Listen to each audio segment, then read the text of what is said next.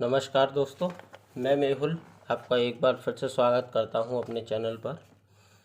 आप लोगों ने कल क्लास देखी होगी, बेसिक इलेक्ट्रिकल की मैंने एक क्लास डाली थी। तो हमारे मेन सब्जेक्ट था मशीन, इलेक्ट्रिकल मशीन, जिसके लिए मैंने बोला था कि अगर मशीन को कवर करना है तो आपको बेसिक चीज़ें आनी चाहिए। बेसिक इलेक्ट्रिकल हम साथ में लेते रहेंगे, डेली बेस पर हम अल्टरनेट एक क्लास बेसिक इलेक्ट्रिकल इंजीनियरिंग की डालेंगे, एक क्लास मशीन की डालेंगे। तो आज हम स्टार्ट करने वाले हैं अपनी मशीन, जिसका हमारा पहला टॉपिक था। पहला टॉपिक सब्जेक्ट ले लीजिए ट्रांसफॉर्मर। तो ट्रांसफॉर्मर एक्चुअली में ट्रांसफॉर्मर होता क्या है? बेसिकली हम अगर देखें तो transformer is a static device. एक ट्रांसफॉर्मर स्टैटिक डिवाइस है जो करता क्या है कि हाई वोल्टेज को लो वोल्टेज में कन्वर्ट करता है या लो वोल्टेज को हाई वोल्टेज में कन्वर्ट करता है विदाउट चेंजिंग इट्स फ्रिक्वेंसी।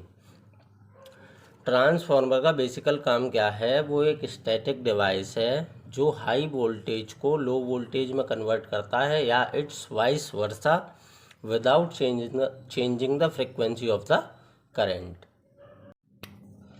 तो ट्रांसफॉर्मर पहला पॉइंट एक हमारा स्टैटिक डिवाइस है जो क्या करता है, हाई वोल्टेज को कन्वर्ट करता है लो वोल्टेज में या फिर लो वोल्टेज को कन्वर्ट करता है हाई वोल्टेज में। किस बेस पर? Without changing the frequency of the current. आप लोग जब ट्रांसफॉर्मर के बारे में सोचते हैं तो आपके दिमाग में सबसे पहली चीज़ क्या आती है? ये या फिर ये या फिर ये? कुछ भी चीज़ आप सोचेंगे आपके दिमाग में कुछ ना कुछ आएगा। अब हम पढ़ेंगे ट्रांसफर, बेसिक से लेके चलेंगे, कुछ ऐसे चलेंगे कि बड़े प्यार से आपको समझ में आएगा, बड़े आराम से आप भी समझ पाएंगे और हम भी आपको समझा पाएंगे। तो बेसिकली देखिए, ट्रांसफार्मर एक सिंपल लेते हैं कोर। तो ये हमने बेसिक स्ट्रक्चर लिया अपने एक ट्रांसफार्मर का, बेसिक स्ट्रक्चर एक अपने ट्रांसफार्मर का। ये ट्रांसफार्मर बॉडी, ट्रांसफार्मर के एक्चुअली में देखिए तो आप दो पार्ट होते हैं बेसिकली। पहला वाइंडिंग, दूसरा मेजर पार्ट होता है कोर। ये हमारी होती है आयरन कोर, बेसिकली बनी होती है सिलिकॉन स्टील की। वो हम आपको बाद में बताएंगे कि सिलिकॉन स्टील की ही क्यों बनी होती है। ये होती है हमारी वाइंडिंग,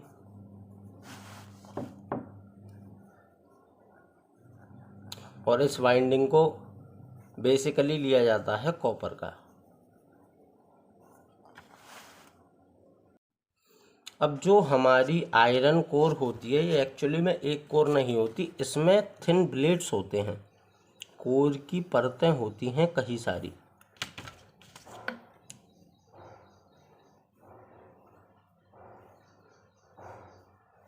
ये होती हैं आयरन कोर की परतें, जैसे एक्चुअली में इसी को बोला जाता है कोर, या फिर कह सकते हैं आप थिन ब्लेड्स होते हैं ये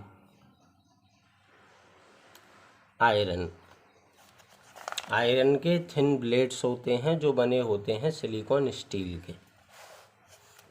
हमने देखा ट्रांसफॉर्मर के बेसिकली दो पार्ट होते हैं, एक तो वाइंडिंग और दूसरा होता है कोर। अब कुछ लॉज हैं जो बेसिकली हमारे ट्रांसफॉर्मर में यूज़ होते हैं। तो दो लॉ जो हमारे ट्रांसफॉर्मर में यूज़ होते हैं, पहला लॉ है फैराडेज लॉ। फैराडेज लॉ आप लोग जानते होंगे क्या होता है, नहीं जानते तो अभी आप लोगों को बताया जाएगा। दूसरा आता है हमारा लेंस लॉ। ये तो हमारे हो गए दो लॉ जो हमारे यूज़ होते हैं ट्रांसफॉर्मर में।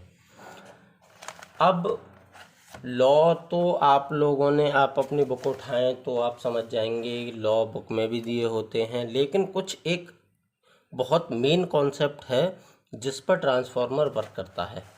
कॉन्सेप्ट तो वैसे फैराडेज लॉ म्यूचुअल इंडक्शन पर करता है, लेकिन एक बहुत इम्पॉर्टेंट चीज़ जो हम आपको बताएंगे वो होता है मैग्नेटिक सर्किट। मैग्नेटिक सर्किट कुछ नहीं है। मैग्नेटिक सर्किट आप लोगों ने देखा होगा।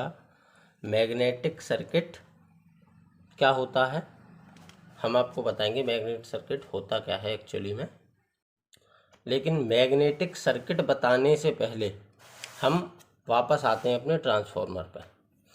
ट्रांसफार्मर हमने देखा, ये हमारा एक सर्किट वाइंडिंग है हमारी, ये है हमारी आयरन की कोर, ये है हमारी दूसरी वाइंडिंग। तो हमने एक बात नोटिस करी, हमारी इस वाइंडिंग में हमने दिया करंट, इस वाइंडिंग में करंट दिया, कोई कनेक्शन नहीं था इस वाइंडिंग का इस वाइंडिंग के साथ। तो क्या हुआ ऐसा कि इस वाइंडिंग से इस वाइंडिंग में हमारा करंट ट्रांसफ़र हो गया।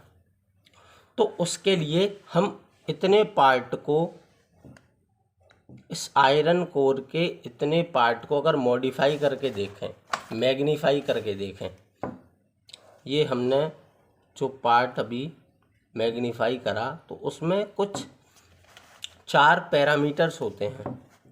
Parameters to pass current in transformer.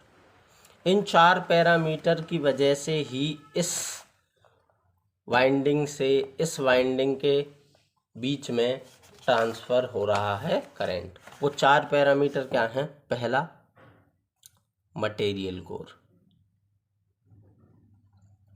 हमने देखा आयरन की कोर बनी हुई, अगर ये कोर ही नहीं होगी तो करंट कहाँ से ट्रांसफ़र होगा। दूसरी चीज़ हमारा फ्लक्स। तीसरी चीज़ रिलक्टेंस। अब आप लोग सोच रहे होंगे रिलक्टेंस अभी आपको बताएंगे क्या होता है। चौथी चीज़ परमिएबिलिटी। ये सब चीज़ अभी हम डिस्कस करेंगे आगे, देखते जाइए आगे आगे। तो हमने देखा 4 पैरामीटर हैं जिनकी वजह से इस वाइंडिंग से इस वाइंडिंग में करंट फ्लो हो रहा है, या आप कह लीजिए वोल्टेज ट्रांसफ़र हो रहे हैं। तो वो 4 पैरामीटर्स क्या थे? मटेरियल कोर, फ्लक्स, रिलक्टेंस और परमिएबिलिटी। अब इनको डिस्कस करने से पहले हम एक चीज़ और देखते हैं आगे, वो है हमारा मैग्नेटिक सर्किट।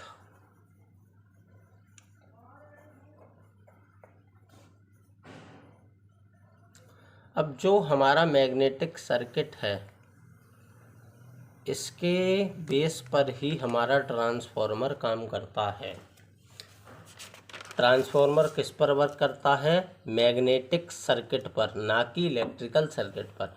अब दोनों में डिफरेंस बताएंगे, दोनों में डिफरेंस क्या होता है। डिफरेंस बताने से पहले हम आपको एक बात बताएं कि जो हमारा मैग्नेटिक सर्किट है ये 4 कंपोनेंट्स पर वर्क करता है। Works over 4 components. अब वो 4 कंपोनेंट्स क्या हैं वो आगे बढ़ते हैं। तो मैग्नेटिक सर्किट के 4 मेन कंपोनेंट्स। पहला, अभी आपको समझ में आएगा ये हम आपको क्यों बता रहे हैं कंपोनेंट्स, इनका पूरा रोल बताया जाएगा कि ट्रांसफार्मर का क्या काम होता है और कैसे ये काम करते हैं। पहला है एमएमएफ। एमएमएफ इसकी यूनिट होती है एनआई। ये यूनिट आपको याद रखनी है, जो भी चीज़ें आपको बताई जाएंगी ये बेसिकली पूछे जाते हैं यूपीपीसीएल के एग्ज़ाम में। एमएमएफ की फुल फॉर्म होती है मैग्नेटिक मोटिव फोर्स।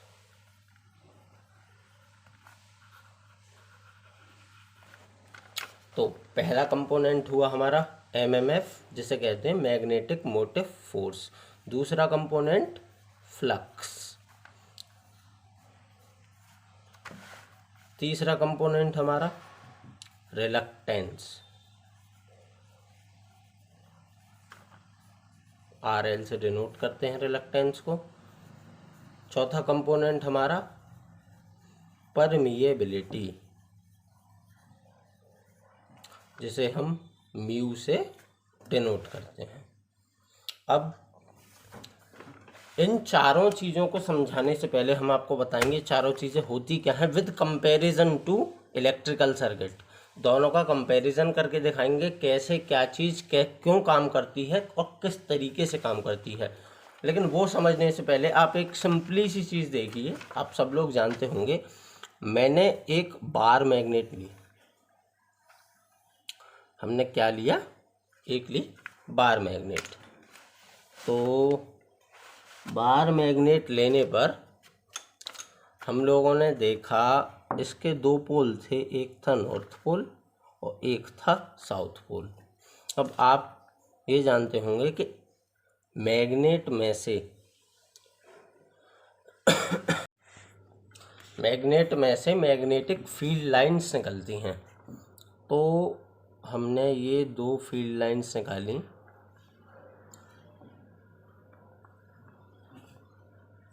चार निकाली। तो आप लोग इतना जानते होंगे कि जो मैग्नेटिक फील्ड लाइन मैग्नेट के बाहर निकलती हैं वो निकलती है नॉर्थ पोल से साउथ पोल की तरफ।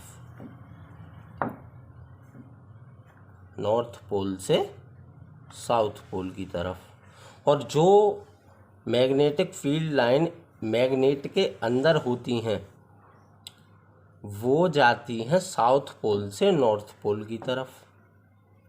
तो इतना बेसिकली आपको पता होना चाहिए। इस पर इतने सिंपल, इतने बेसिक क्वेश्चन तक आ जाते हैं यूपीपीसीएल जेईई में, इसलिए हमने आपको ये बताया।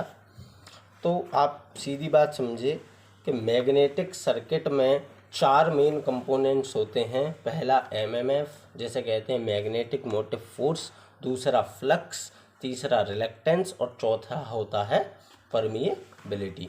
हमने मैग्नेट के बारे में पढ़ा। मैग्नेट में से मैग्नेटिक फील्ड लाइंस निकलती हैं जो निकलती हैं नॉर्थ पोल से साउथ पोल की तरफ, और जो मैग्नेट के अंदर जाती हैं वो जाती हैं साउथ पोल से नॉर्थ पोल की तरफ। अब हम आपको डिफरेंस बताएंगे दोनों सर्किट के बीच में, इलेक्ट्रिकल सर्किट और मैग्नेटिक सर्किट के बीच में। तो ये है हमारा इलेक्ट्रिकल सर्किट। इलेक्ट्रिकल सर्किट में मेन 1 2 3 4 5 6 मेन कंपोनेंट होते हैं। ईएमएफ, वोल्टेज, करंट, वोल्टेज की वजह से करंट फ्लो होता है। कुछ हमारे सर्किट में रेजिस्टेंस होता है, कुछ कंडक्टिविटी होती है, कुछ मटेरियल की रेजिस्टिविटी होती है और कुछ मटेरियल का होता है कंडक्टेंस। तो इसके कंपैरिजन में हम लेते हैं अपना मैग्नेटिक सर्किट।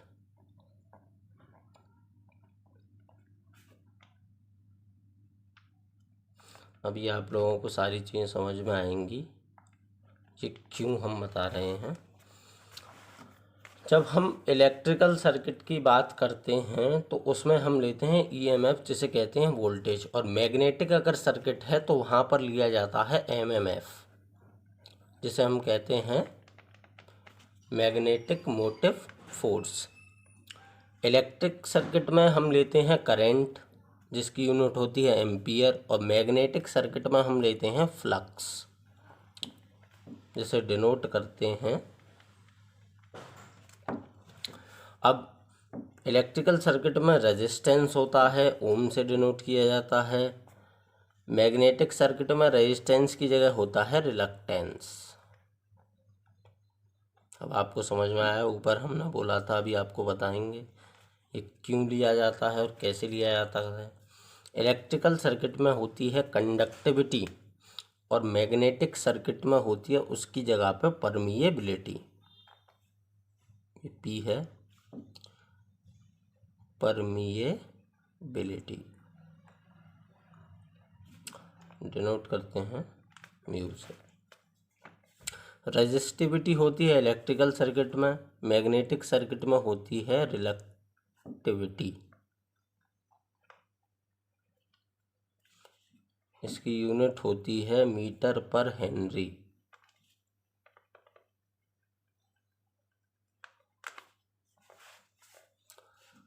इलेक्ट्रिकल सर्किट में होता है कंडक्टेंस, मैग्नेटिक सर्किट में होता है परमिएंस।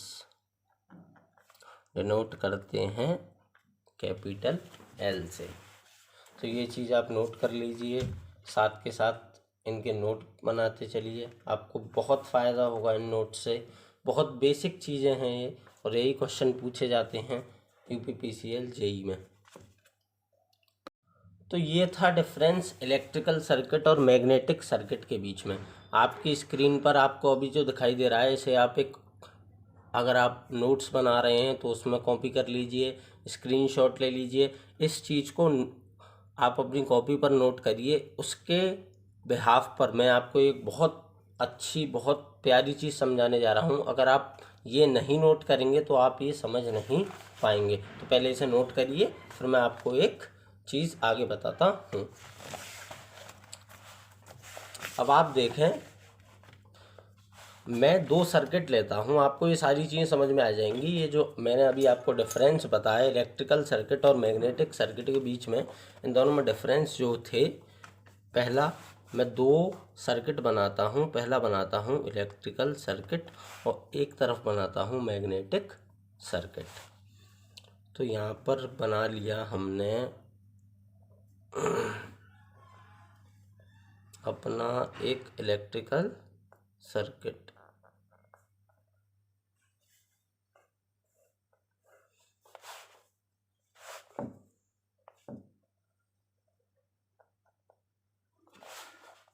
इसमें करंट फ्लो हो रहा है आई, सर्किट क्लोज है। ये है हमारा रेजिस्टेंस। आप लोग जानते हैं हमने वोल्टेज दिया अपने इलेक्ट्रिकल सर्किट में, तो वोल्टेज जब दिया तो क्या निकला, ईएमएफ निकली। ईएमएफ निकलने की वजह से क्या हुआ, करंट फ्लो हुआ आई। करंट फ्लो हुआ तो हमारे सर्किट में लगा हुआ था रेजिस्टेंस, जिसने क्या करा, करंट को करा अपोज, और ये हमारा सर्किट हो गया कंप्लीट। अब यही सारी चीज़ें हम लेते हैं अपने मैग्नेटिक सर्किट में। तो देखिए इन दोनों में डिफरेंस, मेन डिफरेंस होता क्या, यहाँ आप लोग एकदम क्लियर हो जाएगा कि दोनों में मेन डिफरेंस है क्या।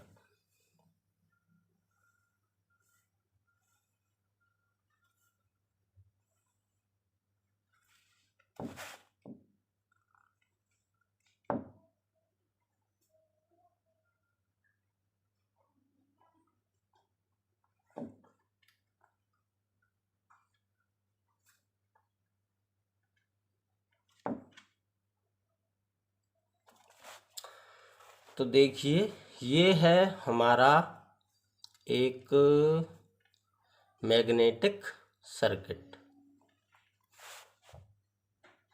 ये हमारा है मैग्नेटिक सर्किट।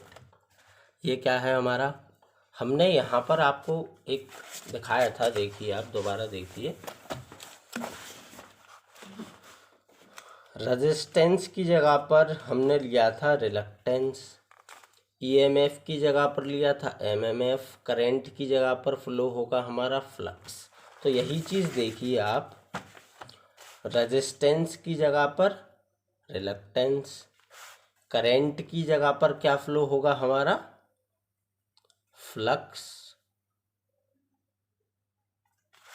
और ये क्या है हमारा, वाइंडिंग है हमारी। वाइंडिंग में टर्न है, नंबर ऑफ टर्न्स हैं एन, तो इसमें क्या निकलेगा, एमएमएफ। एमएमएफ, एक बात देखिए, जितने नंबर ऑफ टर्न्स होंगे, number of turns directly proportional होते हैं एमएमएफ के। जितने नंबर ऑफ टर्न्स ज़्यादा होंगे उतना ही एमएमएफ ज़्यादा होगा। तो आप लोगों ने डिफरेंस देखा, इलेक्ट्रिकल सर्किट में वोल्टेज दिया, वोल्टेज से ईएमएफ निकली, इलेक्ट्रिक मोटिव फोर्स निकला, जिसकी वजह से करंट फ्लो हुआ सर्किट में, और हमारे सर्किट में लगा हुआ था रेजिस्टेंस, जिसने अपोज किया करंट को, और कुछ करंट रुका और फिर करंट वापस आया और सर्किट हमारा हो गया कंप्लीट। यहाँ पर ये हमारी एक वाइंडिंग थी जिसमें नंबर ऑफ टर्न्स थे n। हमने इस वाइंडिंग में करंट दिया, इस वाइंडिंग में करंट देने की वजह से क्या निकला, MMF, मैग्नेटिक मोटिव फोर्स। इस मैग्नेटिक मोटिव फोर्स की वजह से अब आप लोग देखिए, अगर ये सर्किट नहीं होता तो यहाँ पर हमने मैग्नेट में जैसे देखा था, यहाँ पर कुछ इस तरीके से टर्न्स निकलते, लेकिन यहाँ पर हमारे पास कोई मीडियम नहीं था, इसलिए वो जो हमारे मैग्नेटिक फील्ड लाइंस थी वो एयर में निकली। और यहाँ पर हमारे पास एक मीडियम है, तो electrical magnetic field lines air में ना जाकर इस कंडक्टर में जाएंगी। ये वायर ले लीजिए या कुछ भी ले लीजिए, आयरन ले लीजिए, सिल्वर ले लीजिए। तो इस MMF की वजह से, नंबर ऑफ टर्न्स थे उसकी वजह से हमने करंट दिया वाइंडिंग में, इन नंबर ऑफ टर्न्स की वजह से कुछ EMF निकला। EMF की वजह से हमारे कंडक्टर में या वायर में फ्लक्स